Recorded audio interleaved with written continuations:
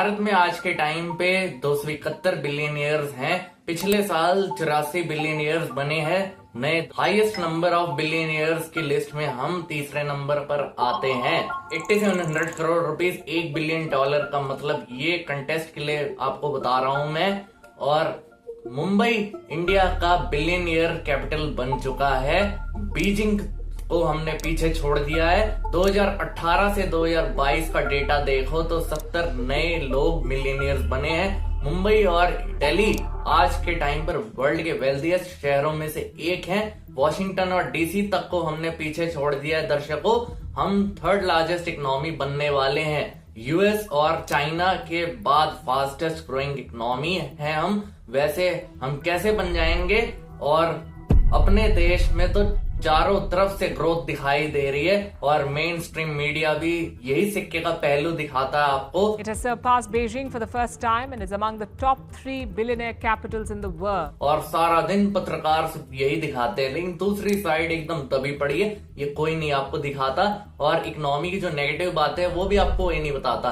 और top 10% nation के पास दुनिया की 77% वेल्थ स्टोर्ड है। 73% वेल्थ का टॉप 1% आदमी के पास आ गया है। और इंडिया में 670 मिलियन लोग हैं। India has hit a major milestone, now boasting a total of 271 billionaires. इनको पूरेस्ट हाफ में डाला गया है। वेल्थ ग्रोथ सिर्फ 1% हुई है देश का। 1% हाउस होल्ड देश के 45% के लिए जिम्मेदार है। और एक्सट्रीम इनइक्वालिटी इनकम जो है ये बहुत बड़ी दिक्कत है। हालत ब्राजील और साउथ अफ्रीका से भी बदतर हो चुकी है। और ब्रिटिश रूल के टाइम पर इतना अमीर और गरीब का डिफरेंस नहीं होता था जितना आज के टाइम पे। सीईओज भी कहते हैं कि 70 या 90 घंटे काम करो हफ्ते में। आदमी घर बैठे हुए कब तक अपनी वाइफ को घूरता रहेगा भाई?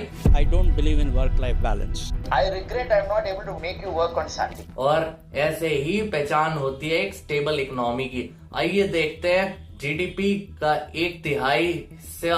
इतिहास को अगर देखें तो कॉलोनियल रूल चला और फिर ब्रिटिशर ने $64.82 ट्रिलियन की लूट करी हमारे देश से।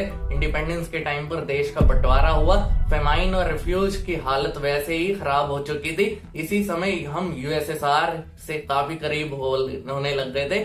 और इकोनॉमिक पॉलिसीज बनी, 5 ईयर प्लान लेट हो गए। स्टेट कंट्रोल पे ज्यादा फोकस किया। 60s और 70s के दौर में काफी सारे लैंड को नेशनलाइज किया गया और रीडिस्ट्रीब्यूशन के अंडर लैंड रिफॉर्म किए गए। लॉन्ग टर्म में ये पॉलिसीज कामयाब नहीं हो पाई। शुरू में हो पाई बस। 1991 में लिबरलाइजेशन, प्राइवेटाइजेशन, ग्लोबलाइजेशन आया।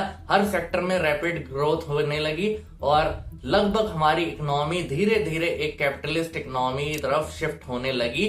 यही modern Indian income inequality extreme में जाने लगा। Below 5 lakh per annum income वाले पुअर कैटेगरी में आने लग गए और 5 लाख से 30 लाख की इनकम वाले दर्शकों मिडिल क्लास में जाने लगे। और या 30 लाख से ऊपर वाले जो लोग हैं वो अमीर की कैटेगरी में आने लगे। रीजनल डिस्पैरिटी ये बहुत बड़ा कारण है। फैमिली में अगर 3 लोग हैं, 10 लोग हैं, फिर कैसे कंपेयर किया जाए? रोजमर्रा की जिंदगी में स्ट्रगल करते हैं ये लोग। सब्जी वाले, फल वाले, रिक्शा चलाने वाले, इनको हम पुअर कैटेगरी में डाल सकते हैं।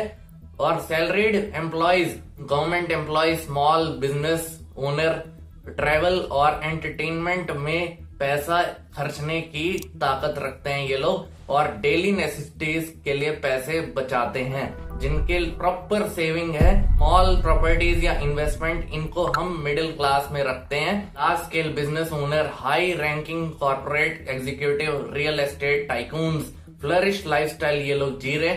बंगला है इनके पास, कार है, पैसा है, नेटवर्थ है, मल्टीपल प्रॉपर्टीज हैं जिनको हम रिच कैटेगरी में डाल सकते हैं। और रिच कैटेगरी वाले टैक्स बचाने की पूरी कोशिश करते हैं। एग्रीकल्चरिस्ट बन के फार्म लैंड खरीद लेते हैं, प्रोडक्शन हाउस खरीद लेते हैं और फ्लैट ही ले लेते हैं प्रोडक्शन हाउस के नाम पे तो। और बड़ी बड़ी शादियों में करोड़ों रुपए खर्च करते हैं। गिफ्ट पे 0% टैक्स लगता है। बीसीसीआई जो आईपीएल के थ्रू करोड़ों रुपए का मुनाफा कमाती है, इनकम टैक्स में एक भी पैसा नहीं देती क्योंकि ये तो एक चैरिटेबल ऑर्गेनाइजेशन की तरह रजिस्टर्ड है।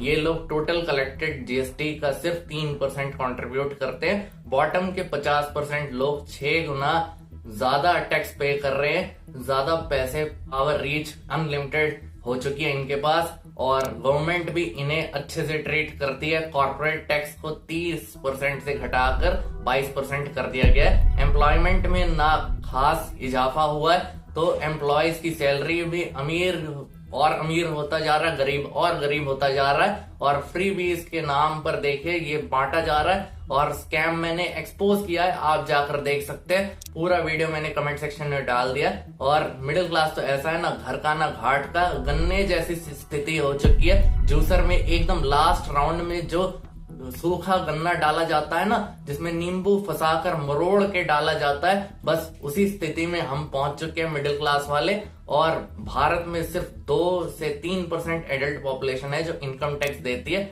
मेजोरिटी लोग इनकम टैक्स जो है वो मिडिल क्लास से ही देते हैं। और यूएस से हमसे 35 गुना आगे है, चाइना हमसे 6 गुना आगे है, और पेट्रोल डीजल के पैसे भी हम लोग ज्यादा भर रहे हैं। इक्वल अपॉर्चुनिटी के नाम पर ये इस देश में कुछ भी नहीं है, ना एजुकेशन इक्वल है, ना इनकम इक्वल है। महंगाई तो चरम सीमा पे है, आसमान छू रही है, बस पूछो मत। इन्फ्लेशन वाला वीडियो मैंने पूरा कवर किया था कि कैसे मिडिल क्लास ऐसे झेल रहा है इन्फ्लेशन की मार। इन्फ्लेशन अभी 6% से भी ऊपर है, सैलरीज स्टेगनेंट है लोगों की, और यूथ अनएम्प्लॉयमेंट पीक पर पहुंच चुका है। 65% पढ़ा लिखा यूथ इस समय अनएम्प्लॉयड है, जिनको डिग्री तो मिल गई है लेकिन अनएम्प्लॉयमेंट सामना कर रहे हैं वो, और अनएम्प्लॉयबिलिटी का सामना कर रहे हैं। और डिविडेंड जो है एसेट से लायबिलिटी बन चुका है हमारा।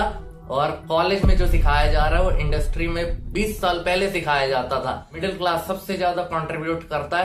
क्वालिटी लाइफ जो है ये इनको अच्छी नहीं मिलती, और बर्डन इन्हें बहुत ज्यादा पड़ा हुआ है। और मिडिल क्लास कैसे लोअर क्लास में जा सकता है? एक हॉस्पिटल बिल की वजह से। एक पेंडुलम के आगे मिडिल क्लास को रखा जाता है, और मिडिल क्लास कैसे मार झेल रहा है ये गरीबी की और इन्फ्लेशन की और महंगाई की।